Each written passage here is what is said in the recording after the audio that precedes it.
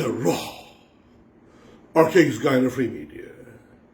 And then your friend and your host, your brother, Hajji Dr. Roshan can. And this is a letter that I have dispatched, or I had dispatched yesterday evening to the media. And it's an interesting piece because it is based on what was said by His Excellency President Dr. Irfaan Ali. It is based on President Ali and his employment strategy. And therefore, it is something that is near and dear to my heart, and something that, and a reality that we as a people must face and prepare for. And if we do not prepare for it, we are going to be in a serious, problematic situation, especially in the townships, in the industrialized areas, which is not many, and could create a national catastrophe. If we have to import, let us say, 500,000 people, we are only 800,000. And we have to put those people in the cities where businesses and so on are operating. It will kill our system. It will bombard our electrical system, which is already bombarded, and over which people are extremely depressed and annoyed. It will affect the water supply system by such a demand, and the solar system to get rid of the human waste and other such things. Then the housing problem will go totally crazy, so to say. And with that in mind, the President had, with some private sector and civil society, a meeting. I was not invited, but you know, he has a protocol list. Not a protocol list. He has a people who look after these things, and sometimes they do things the way they see it or fancy. I would have loved to be there because I would have loved to make an input, or to ask some questions, or to make some relevant points. But I'm only poor Hajji Dr. Roshan can. Now, I'm writing this letter from what was said as I saw it in the newspaper yesterday, the 9th. And I did this article on it, and I decided to send it out yesterday afternoon. And fortunately, the Guyana Times, which is a true patriotic, nationalistic newspapers,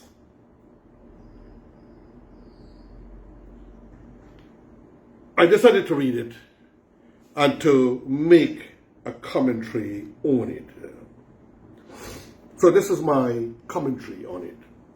So I'm writing the editor, right? But really it is for you guys. You, my friends, my fans, my admirers of in the raw Arcades Guyana Free Media. And I'm your friend and your host, Hajji Dr. Roshan can. And, you know, I'm smiling because a lot of people love that. They see me and they say, kindly do it again. Dear editor, in reference to the statement, Guyana's economy has enough jobs for everyone, anyone right now who don't want a job is lazy. President Ali, the Sunday Times, 8th January 2023, page 3. I completely concur with President Ali's statement. For a long time now, although we may not have full employment of all the citizens, here in Guyana we have a situation of underemployment. Concomitant of persons being employed at jobs to which their qualifications are not suited to, but jobs are available until the right job turns up. So I'll make some commentary on that. Now, the other day I was by our building where we put together the three-wheelers in Kitty. Alexander Street near David Street. I'm standing there and a guy coming up with a bicycle. Hey brother, I will take anything you give me. Clean, neat, well shaven. Anything you can give me, I'm going to take. So, give me something. I said, but what happened? Why? You have two arms. You have two legs. You're clean, you're neat, you're healthy. Why should we be giving you money? Do you want a job? You have a bicycle. If you come in and we check you out, you could probably become a supervisor. You could work on a site and get guaranteed money, protection by the National Insurance Scheme, protection by our private insurance also, and guaranteed money periodically. On the 20th of each month, you get an advance to help you until the payday, and so on. No, man, give me something. I said, look, in my compound there, I have a shovel, I have some garbage bags, and there is a heap of hardened rubbish. You could fill the bags, and I'll give you $2,000. The guy watched me. He made his mouth like, and he rode away. So this is a problem we have, ladies and gentlemen, friends and families. Another time I'm by Light Street, the guy standing when my office was there, right nearby. So I come out, very neatly dressed on a bicycle, and he asking me for a raise. So Guyana has turned a raise country. Give me a raise. Some of our citizens embarrass us every time they see somebody from overseas or whatever, left a raise now. So people are asking me, are you guys countries a raise country? Give me a little raise. And this had been exacerbated from 2015 to 2020. More so. Total disgrace. The beggar my neighbor policy has exacerbated during that period. Whilst we had some of that, like, for ages.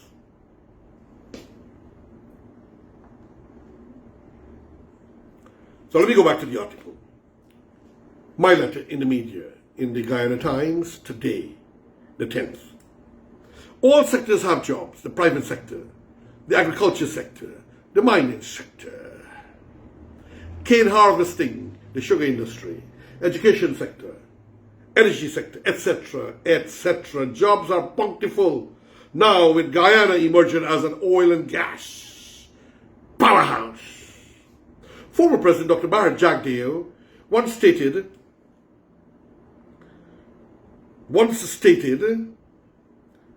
that you needed an additional 500,000 people to satisfy all the jobs that are available in the different sectors of Guyana.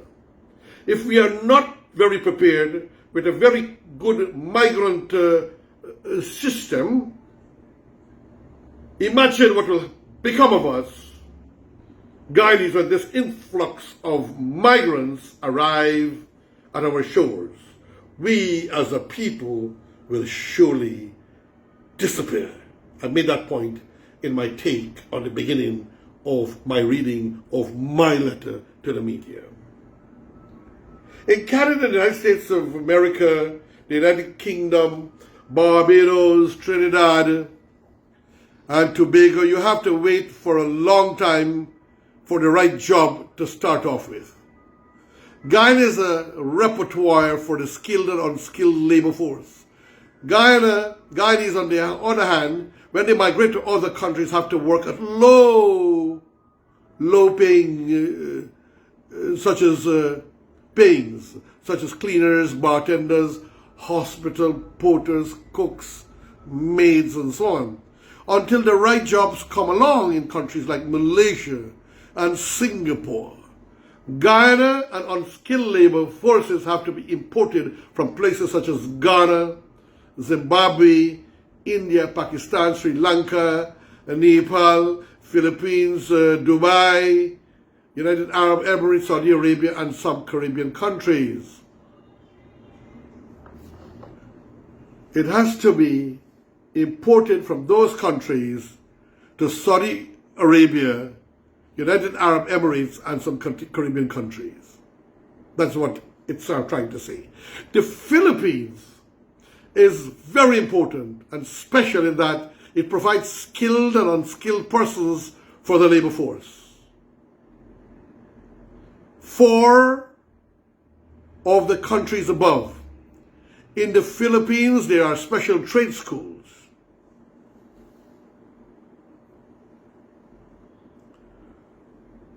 That train people to be even laborers, basic helpers, and for the skilled, for the security services sector even. If we were to import some people from there, they're already trained well in security. To give you an idea, they also have hospital administrators, hospital workers, and hospital hospitality, like hotels and so on. People are trained for, including the cruise ships and so forth.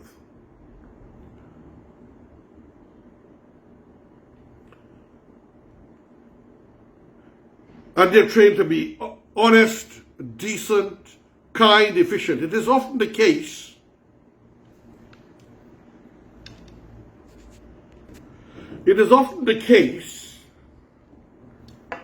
where these immigrant workers come from, under no circumstances are they allowed to become owners of businesses. The government of Guyana, likewise, should take an example of this employment strategy, but create areas where employers would construct residence blocks, especially for the migrant workers, because housing issues in Guyana is a complex situation. But in this case, the government would provide a support to the employers to build these blocks. For example, the land and some help, because in the long run, it is going to help the country as a whole. My advice to President Dr. Ali and the committee he's creating for the new employment strategy is that he should pattern his imported employment program after the country of Dubai, United Arab Emirates, which has a very excellent and extensive migrant employment system along with a world-class economic system, as we are headed to under the leadership of Excellency President Dr. Irfaan Ali. This gentleman here.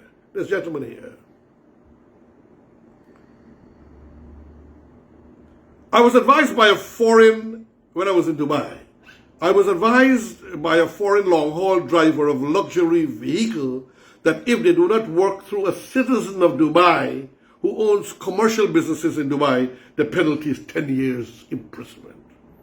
So I was asking him if he couldn't have a car privately and start doing this thing. He said, oh gosh, no, 10 years jail. So they try to protect their citizens and their country for their future generation and their children and their children's children. I'm willing to offer my services to sit on any committee that is set up to structure or restructure such migrant laws and processes.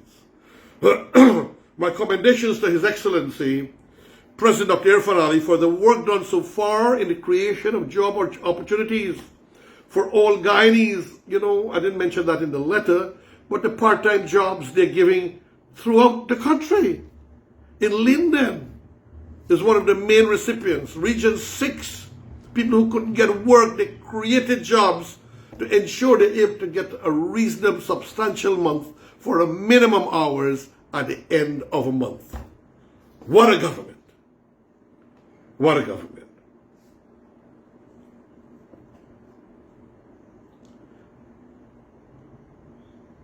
Much more remains to be done. I mean, he's not a magician, right? In addition for being straight up, for saying that there is no unemployment issue in Guyana, because there is enough capacity in the system to take off anybody who wants a job. Right now, my company can employ 50 to 100 people with immediate effect. Ours, we are covered, but to give luxury of duties and so on, same thing for all the security services in this country, and the other industries, even the public sector, the government ministries, they all are in need of employees. because our population is extremely small.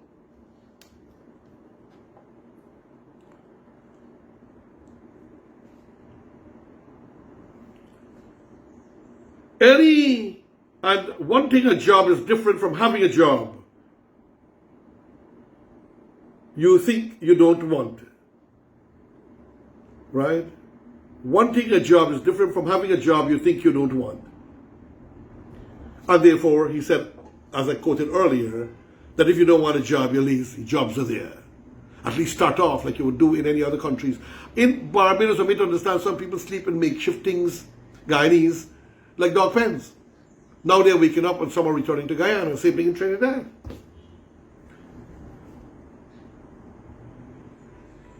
Let this employment strategy be an example to Mr. Glenn Lal, aka also known as the Mango Man. I mean, and mango is a good fruit, isn't it? Who proposed a strategy for Guyanese to be given $1 million per person per month or per year. Even if it is $50,000, many people will prefer to stay at home instead of going to work. This is a reality of Guyanese people. Instead of using the money to invest, buy some shares in various companies or something, or open a part-time business with chickens and eggs and ducks, some goats and some sheep and so on. Instead of going to work, the president of a country cannot overnight turn Father Christmas. Sincerely, Hajji, Dr. Roshan Khan, Inter Ra. Say thank you.